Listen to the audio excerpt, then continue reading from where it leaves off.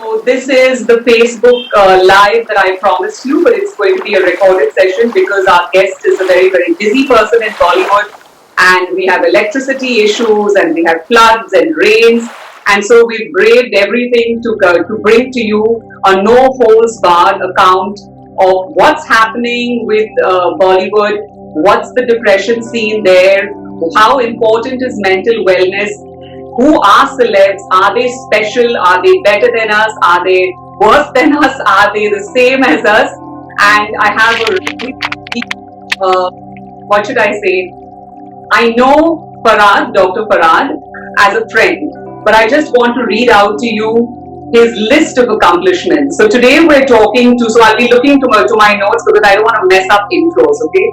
So we're having a session today with the actor, producer, and record-breaking director, Dr. Farhad. He's the son of the 70s heartthrob and 80s TV megastar of India, film star Vijay Arora, and Miss India Dilbar Debara Arora. Having born and brought up in the world of glamour, he has still been good in academics, and this is something Farhad mastered at a very young age. So today he is joining me to discuss how to keep one's sanity while in Bollywood, considering he is a part of it. He is a PhD and specializes in film finance for India's topmost film production houses. After promoting Ferrari, Maserati, Aston Martin and other top marquee brands in India while being the COO of a multi-billion, yeah, you heard me right, with a B, multi-billion dollar conglomerate, and dabbling into diplomatic liaisoning, he found his space in spirituality and Kundalini yoga. And that's our connection, okay? And he believed that there is ultimate happiness in contributing to society. And if you've seen any of his accolades on social media and the certificates he's been awarded by the governments of different countries, you'll know that you're in the presence of somebody really, really holistic and wonderful. So he's a part of of course, he's a part of the stressed, completely topsy-turvy world of Bollywood, but he still manages to keep his equilibrium and his centeredness against all the odds under the worst of pressures. He is willing today to share his gyan and wisdom of how to survive in an ambitious, cutthroat, competitive industry. He being an insider, let's listen in to find out. This is going to be a two-part series because it's going to be a long conversation. So hang on to your chair and enjoy the ride. Okay, Farhad, that was really long, but I think still abbreviated according to your accolades and your accomplishments and your achievements. So let me ask you first, how are you feeling today? Fantastic. This is brilliant, and happiness is a state of mind, so it's always in our charge and in our control how should we feel. Absolutely, and I'm so glad that you said that because right now there's so much of negativity surrounding the pandemic and the cases are spiking and people are just running around in fear and panic. And also then of course we have a spate of mental illness, a rise in the amount of mental illness cases we have, not just globally, of course, that we are reading about globally, but affecting your fraternity. Yes. Can you just give us like a little bit of a little bit of like a backstory into that? Ours is an industry which is highly competitive. Yes. It's extremely cutthroat. The number of people who want to be a part of it far outweighs the demand for entertainment. Also, what matters is the quality of entertainment.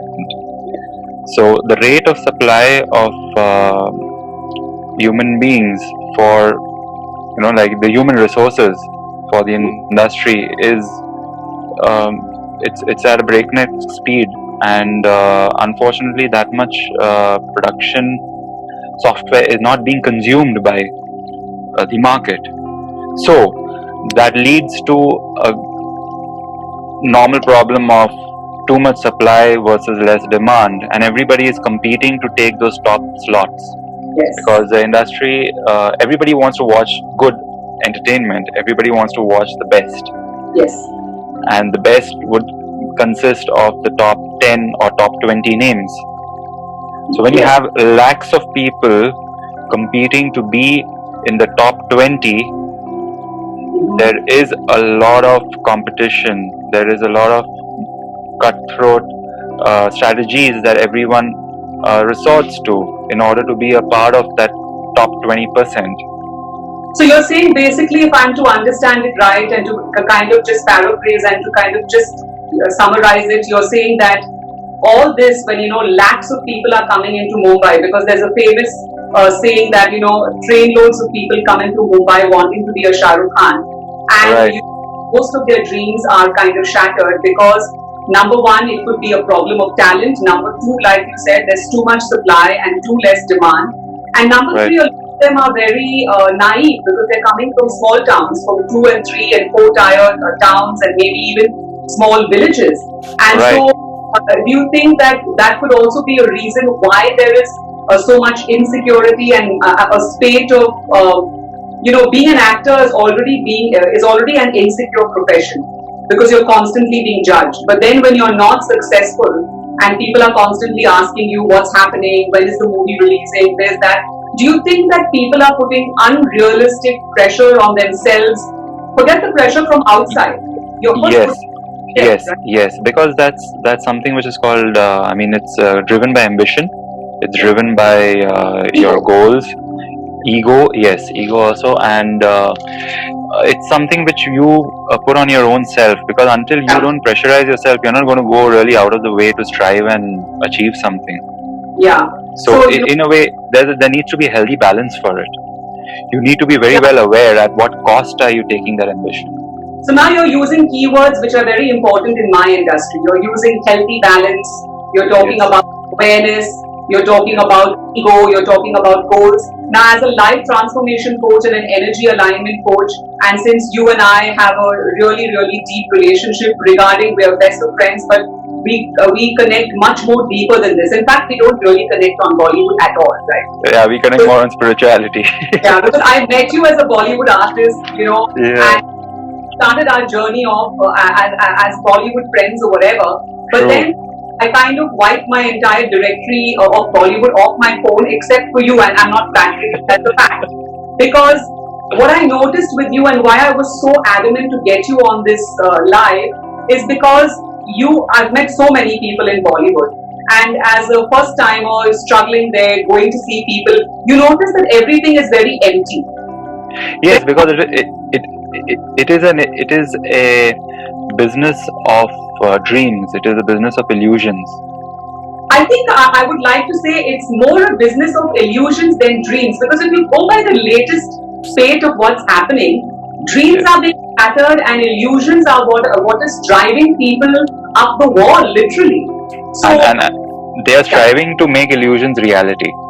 So Which- that's where that which is adds to the stress. exactly, because that's just not reality, because we're all living in Maya, right? It's all an illusion. Very true. This Very entire true. basically samsara or an illusion. So Right. people place so much emphasis on this physical world that sometimes they lose sense that this is just a journey, and Right. as a spiritual being you have to understand that this is not your destination.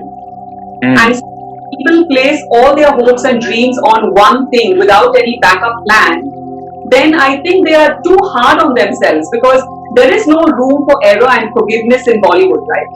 Correct. No, let me be honest with you. I mean, there are exceptions. There are always ways of handling it. But Yes. being knowledgeable of how to handle it is a different thing altogether. Yeah. It can be your destination, but how to make it your destination, it requires a lot of introspection. It requires a lot of research. It Yeah. requires to be aware of the facts, because facts are not projected openly. Yeah, totally understand that. Facts are not projected.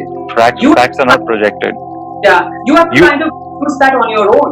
Yes, it's left to you how you discover it. Because people can present, I could, pack a box of stones and put the best gift wrapping paper and give it to you. But Exactly. so I think that's also something.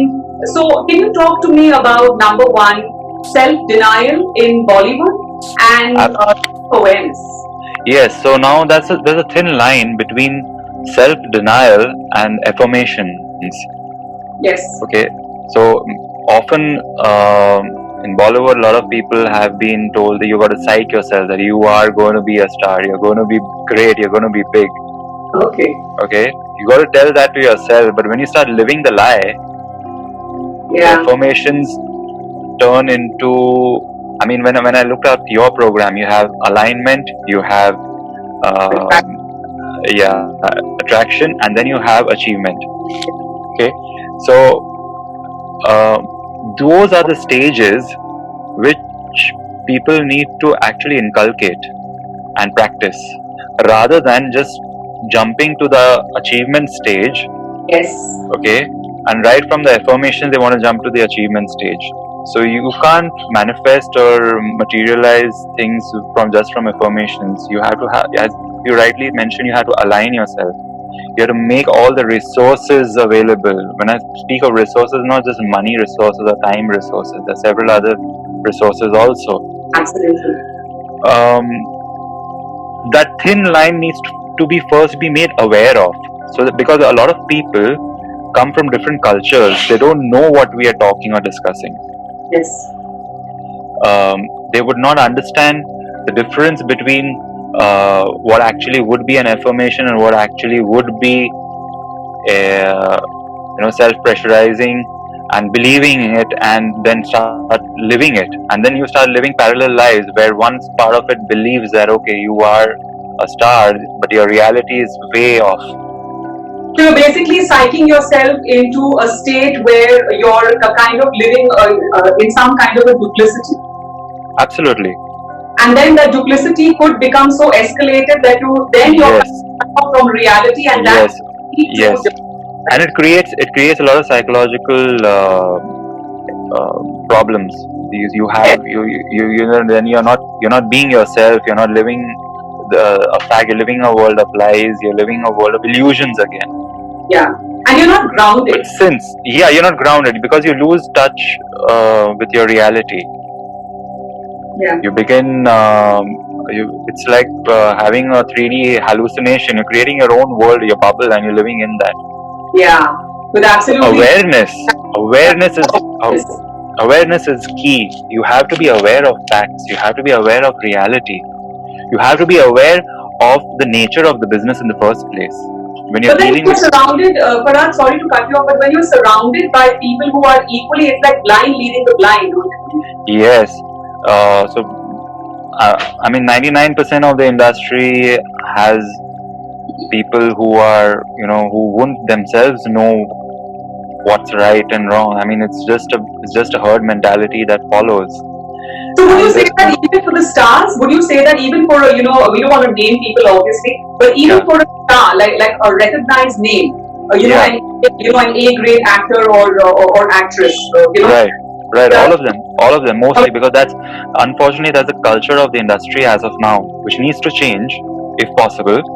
But till it changes, everybody will have to be a part of it in case they want to succeed. It can be changed only from the top. Any sort of change can be brought only from the top. A struggler cannot hope to bring change. Yeah, because he's not in the system. Yeah, not only that, and there will be a strong lobby. And he would never even set foot into the industry. He will not. He will to be able to make a difference. You first got to be something yourself. Exactly. You have to have some kind of a standing. Yeah, because I mean that's wisdom. It's plain wisdom. If you try and say that okay, I'm nobody and I want to make a difference, forget the industry. You won't be able to make a difference to society. Absolutely, yeah. Because when you don't have gumption yourself, and if you don't have self-awareness yourself, then self is an automatic progression of that, isn't it? Yeah, absolutely. And so, let's talk about everyone. I mean, I'm on YouTube just to see what's happening, and you're bombarded with all these anti-vigilante actresses and people, Bollywood television channels who have 40,000 views in 20 minutes of anything concerning Sushant Singh Rajput. So let's just shed some light from a person who's in the industry, but somebody like you who can be circumspect. We're not here to place blame. We just want to know, could it have been avoided? Okay, number one, was he actually depressed? And number two, could it have been avoided? And number three, what are the things to look out for? Because see, going by going by what we have been exposed to, who are not inside this Bollywood, we thought that Sushant had arrived. He had, except he had a nasty breakup, but he was films. He had done Dhoni. He had latest movie. He had done Chitu. So we thought that he had arrived. Everything looked hunky dory. So can you tell us the real story, if you don't mind? Firstly, I would like to bring to light that because of the unfortunate incidents, we should respect the sanctity of the event. Absolutely. I mean, when the soul has departed, it makes no sense trying to use it as an icon of sorts. As a because this is something which is applicable to everybody in all spheres of life. What I'm going to shed light upon, it's not got nothing to do just with Bollywood. Now, Bollywood, fortunately or unfortunately, is something to do with being in the limelight. So everything you even raise a finger, it comes in the public eye. However, when you look at other industries, there would be graver matters to be addressed. Definitely, competition is not only just in Bollywood today. You look at everybody's hungry. Also, in the corporate world, as you know about me, I'm a part of a big corporate conglomerate. So there's competition everywhere. I see it in all industries. It's not just in the movie business or in the media line.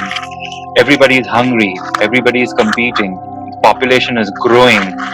The markets are also growing, but it's a race between the growth of the population, the markets, and the flow of the economy.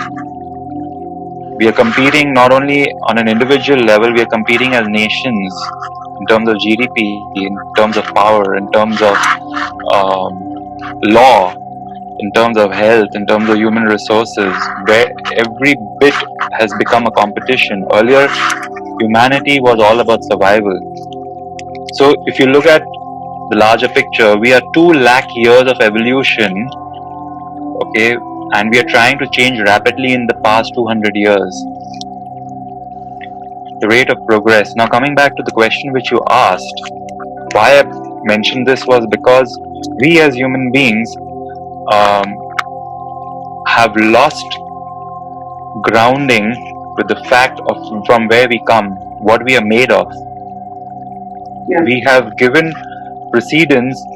We have set precedence and we have given priority to things which aren't natural. Okay. We are engineered by nature for a certain purpose. Yeah. However, we are trying to shift that purpose and we're using our resources for our man-made purposes. Money and wealth is a man-made concept. It's not given by nature. Yes, absolutely. Okay. Nature is all about survival. It's about demand and supply. It's jungle law which applies. Yes. Then man invented something called wealth, the concept of money. Yeah. Paper, green. Green, yeah. And everyone began running after it because money became the means to power. Yes. So it's not today that how strong you are, how muscular you are, how capable you are. It's all ultimately all about money. Now we tried modulating that concept of wealth with certain social norms. But ultimately, when your entire life of a human being is run by money, even social norms are dependent on money. Or framed around money, right? Or framed around money. Because people in power only set these social norms. Not only that, even if they're set for a right cause, it's not practical to implement them because of a certain, you can say a certain demand. okay, because of a certain competition. So everyone ultimately is the survival of the fittest. So you have your own law, you have a legal law, and then you have ultimately boils down to jungle law. Exactly. So you have to cross ethics, and ethics are against jungle law. So you think that this particular boy was kind of caught between that jungle law and following his Yes, own- it is a constant struggle between the mind and the heart. But Farad, from what we have read about him and from what we have seen even before his sad demise, is that Sushant wasn't the run-of-the-mill kind of guy, without any disrespect. He was far too intelligent. He was very.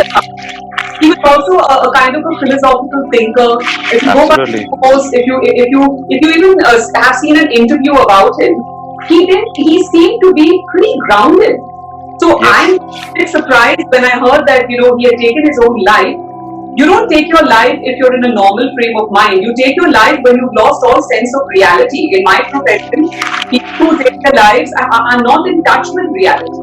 Now, as we talk, it's still not clear whether he took his life or whether it was a murder. There are a lot of conspiracy theories which are taking the round. Because most of the reports that we've read or that come out on TV say the police in Bombay. In one report, they said the police in Bombay has said it is a suicide. So then the next report came out and said they are investigating people. So Well, let's put it this way. I mean, his case has come to light. There have been umpteen such cases of people who have not made it yet and have landed up down the same road. yeah, I mean, in the last 1 year or 2 years, from Gia to Yeah. yes, I mean, and it's really sad because it seems to be a kind of but it seems to be a kind of a trend now, where people in Bollywood are so alienated. I would hate to say that it is a trend, because trend is a fashion and it's not something Yeah, which people would like to follow. So let's rephrase that. Yes, trend is a fashion. So let's rephrase that. Let's say it's becoming something that people are resorting to as a last resort because they feel cornered. And Yes, so they are cornered by their own emotions, their own ambition, their own goals. They leave themselves no choice, because it's a very strange situation. So basically, when you start off with the competition, it's like, okay, you got to focus on this. You got to leave everything else and you got to focus on this. In that process, you subconsciously discount everything else. even You're only in, focusing on even in your life, even your own everything everything takes a back seat. You can only see a goal, that okay, that's my goal, I want to achieve it, and it becomes an obsession. It becomes an obsession to achieve it against every odd. And then you have people who tell you that no, you can't do it, and then you are on that trip to prove them wrong. And sometimes people in your own camp who egg you on, trying to push you because I mean you're their cash cow, right? Absolutely. Because I remember, some of my managers telling me that I needed to sleep with a music director. Because telling me that you will not get a chance in Bollywood, you have to sleep with this music director, sending me to the director's house at 7 in the night. And if you know anything about me, you know me. I was just like, in fact, I asked one artist manager, he said, आपको मालूम है कैसा होता है? So I said, नहीं, मुझे नहीं मालूम कैसा होता है, आप बता दो ना साफ साफ. The way I look at it is that this thing has been made like a convenient excuse by some people of at a little lower level.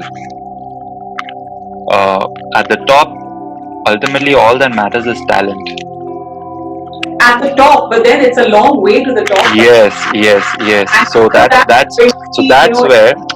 Yeah. where you got to use your business skills. You got to use your wisdom.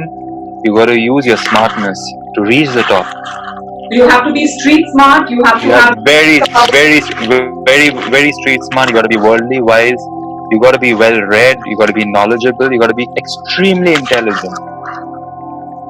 and you also have to be very grounded and centered to understand this is who I am and I around this, or I'm going to find another. Most important point is this, that you got to be grounded. You got to be aware, because if you lose awareness, you will float away somewhere in some different space, and when you realize it will be too late. You got to keep your anchor. to, once you get used to not being aware and you get used to getting up at this time, going to the gym, going for dance rehearsals, going for this acting, then your whole day is planned by somebody else. Absolutely. And so even a 5-minute meditation or app or whatever becomes like a big problem for you to inculcate into your life because it doesn't have much stimulation. You know what I mean? Like people. But it's not just this is not just a hurdle for actors. It's also a hurdle for the directors, the producers, everybody, even the technicians. Yeah, the technicians are completely overworked, right? Yeah, so one has to firstly hone your skills. One has to keep updating yourself. One has to keep reinventing yourself. Bottom line being that since, as I was mentioning, we are run by money or wealth, by economy. Yeah. No, so ultimately money speaks.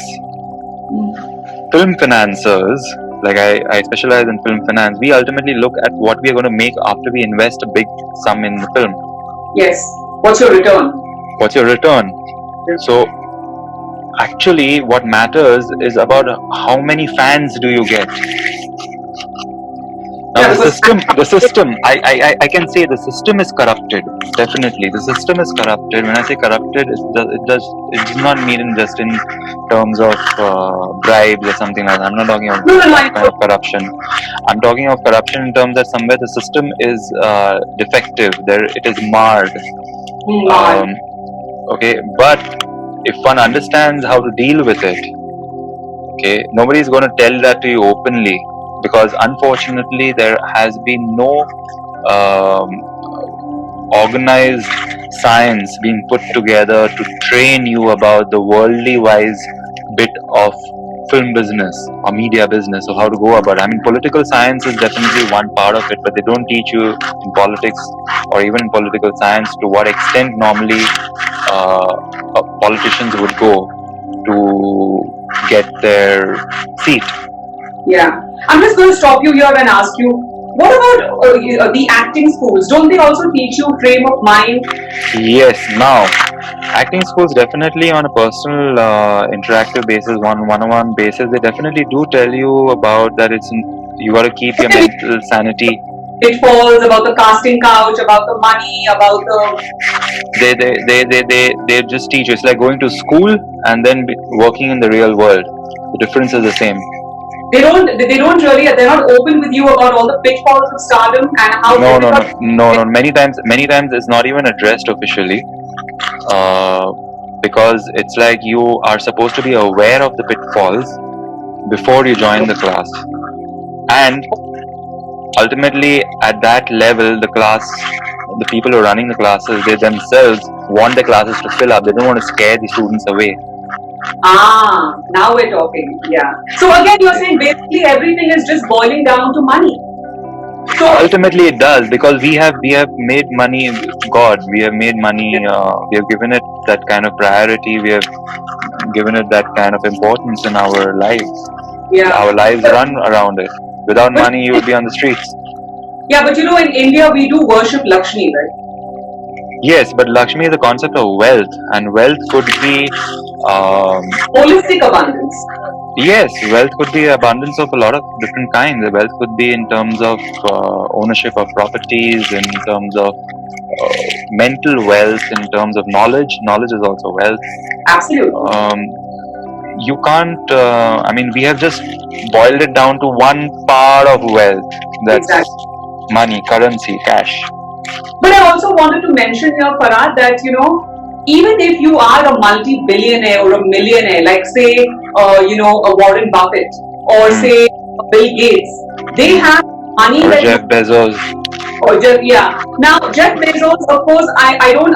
For me personally, I don't really see him as a role model. Because his relationships, I mean, he went out of his way to kind of, relationships in life go well. You have relationships, you have health, you have your family, you have your love, you have your spirituality. All these are places in which you can grow and have abundance. So for me, I think Jeff Bezos lacked in his relationships, right? Having said, He does a lot of charity. He handles his wealth extremely well. However, for me, I would think of somebody like Bill Gates or a Warren Buffett or a Tony Robbins who have their own choppers, their own islands, this, that, but so grounded because, like you said, they, in their own way, hold allegiance to the essence of money. The essence of Lakshmi is not just hard currency.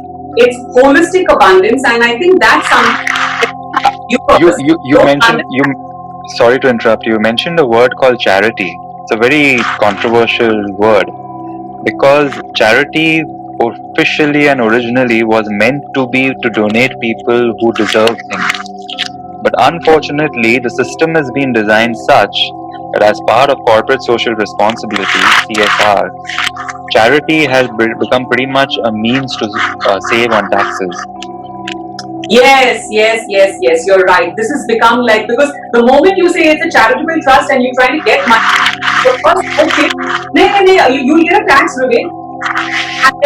So you've been given incentive to maybe and who's checking on those expenses? Those expenses are being given to your own people under a different name, and it's just that the money comes around. I mean, biggest of people have been doing that in the name of charity. Very few people who are actually in the public eye, because maybe of that fear of being detected, okay, in the public eye, they actually do charity. So I'm proud of Bollywood for one thing, that the top people, they do some genuine charity.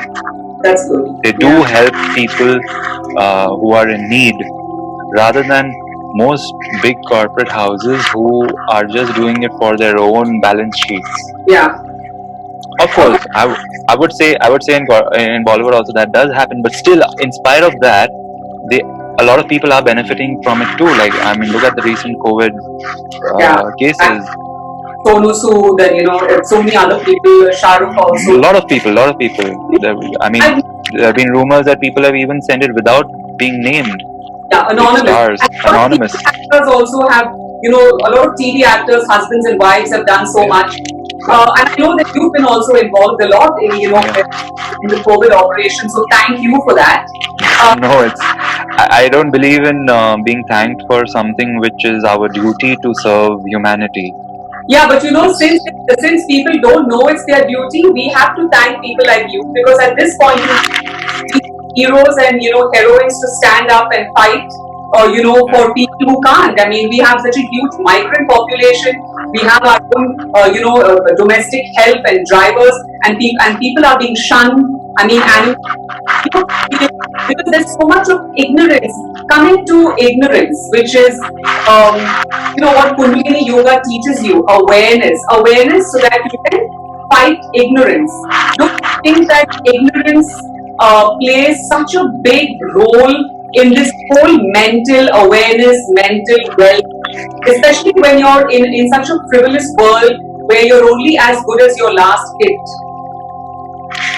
Yes. Now, whether we look at it being, maybe benchmarking our success from our last hit, or from our balance sheets in the corporate world, or maybe from a salary. Yes. It's the same. Yes, absolutely. They're all different paths for different industries. Now, one has to be aware, like you say, awareness starts with your breath. It starts with your own self.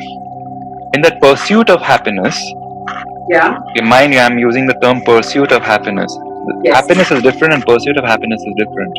Absolutely, agree with you. In the pursuit of happiness, with the hope of ulterior motives of finding happiness, one tends to again lose consciousness of your immediate surrounding, of your immediate energy field, of your immediate environment, because again the competition is so intense that all you got to do is only focus on that one little thing to achieve it. Because it's been told to you, you have to focus, you have to work hard. They don't tell you the intricacies of the process of working hard, of how one needs to balance it, how one needs to work.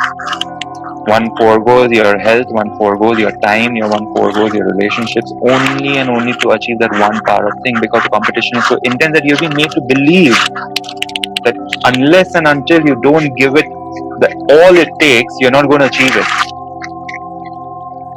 And you psych yourself up into that desire and the need or that lust for power that you have to achieve it on all counts.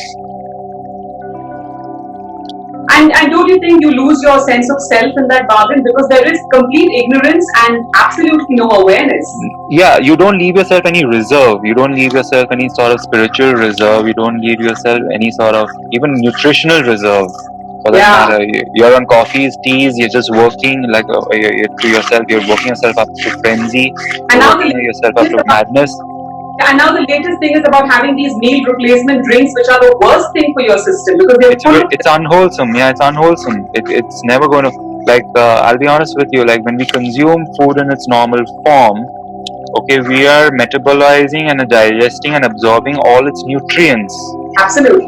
The absorption efficiency that we try to, or rather we have the perception of getting from synthetic food is not the same as real food. So basically, from synthetic food you may consume maybe 30 grams of protein, but you're not going to absorb that 30 grams of protein. Whereas from an egg, you're going to consume 6 grams of protein, but you're going to absorb that at least 5.5 grams of protein. Absolutely, because the body has to do so much work to break that down. But talking about fitness, I just realized that yoga is a huge craze in Bollywood. But one of the pillars, there are 8 limbs of yoga, and one of the yoga, pranayama, is dharana, samadhi.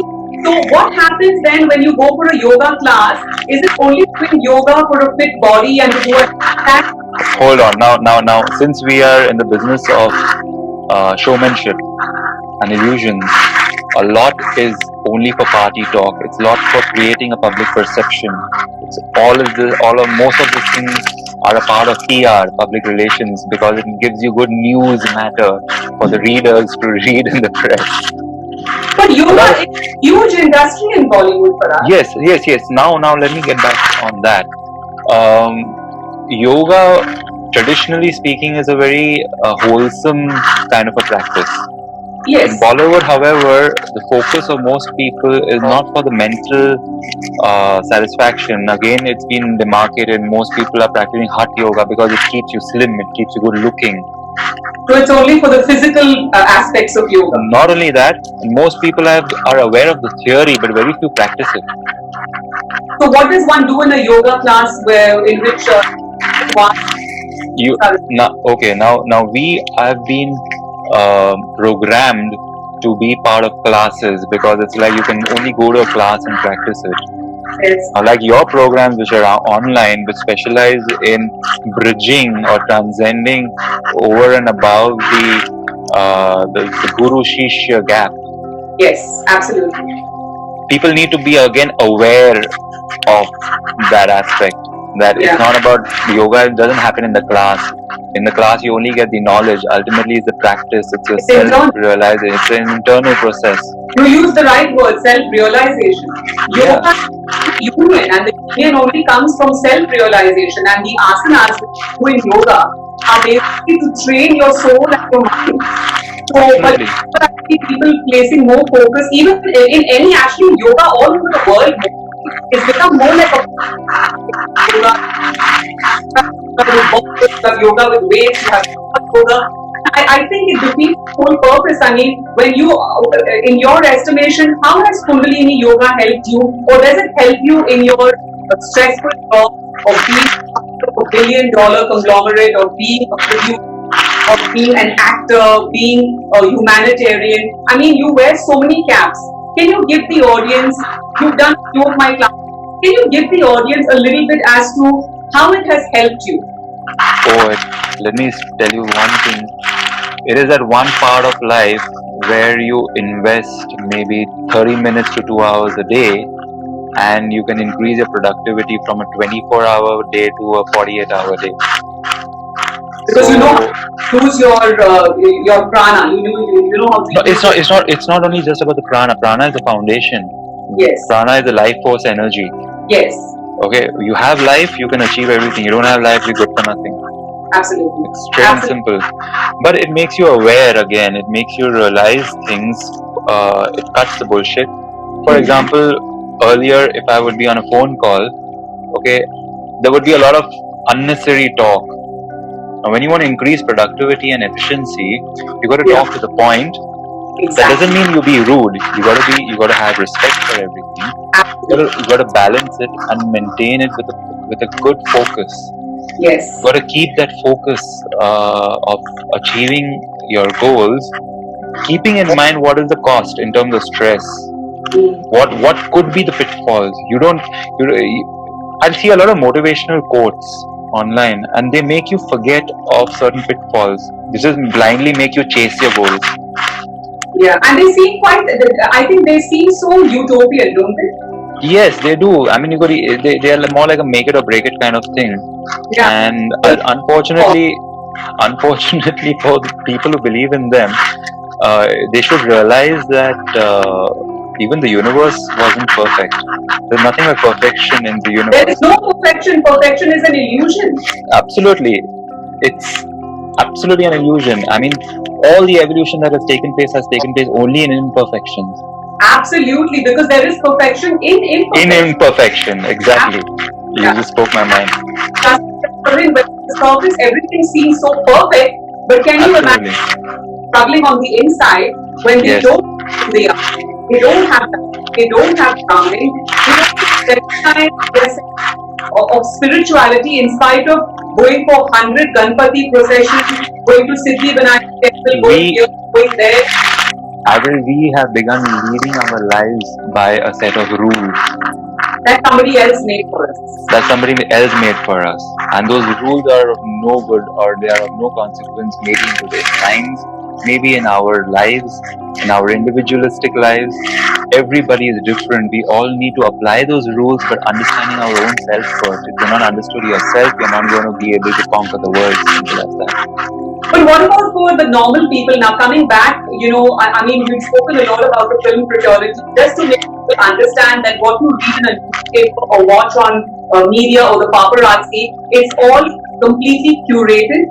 It's all completely, staged. There's no such thing as a reality. So again, the nature of the business is such that one of its objectives is to influence the masses, because the masses follow what comes in the media.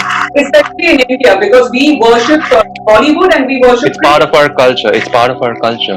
Yeah. It's a very important part of our culture, which has influenced all stratas of society, in all forms, subconsciously or consciously. I mean, there are some people who would say that, oh, this guy is filmy. But even the person who's saying that has been influenced to a great degree, maybe in terms of fashion, from maybe parallel cinema, if not commercial cinema, intelligent cinema. Because cinema is a form of entertainment. Entertainment natively is a very good thing if it is implemented and modulated and controlled in the right way. When I say control, I am not talking about moral policing. That's a separate topic and different issue altogether. But content, like I'll be honest with you, I've seen a lot of South movies. They give you a lot of food for thought. They give you a lot of value. You look at Jackie Chan movies, they always teach you something. They impart some good knowledge. Yeah. Or some good teachings. I mean, in spite of all the action, in spite of all the violence, there's something good to take home. Yes. Now, I just wanted to ask you a question. Now, you are the son of two eclectic parents, okay? Your mother being, a beauty queen, your father being, a heartthrob in his heyday, and the actor. Now, how did your parents manage to balance this? I mean, yes. So that's a very interesting point. Now, whatever I am, it is because of my upbringing. It's because of how my parents taught me. So I know that even when my father was busy shooting, okay, he would make it a point to come to leave me to school, drop me to school daily at the timing, whether he has slept in the night, not slept in the night, whether he's even outdoors. He would maybe catch a train at 3 a.m. to reach. Kidding me? I'm serious. During my school days, he was doing Ramayana.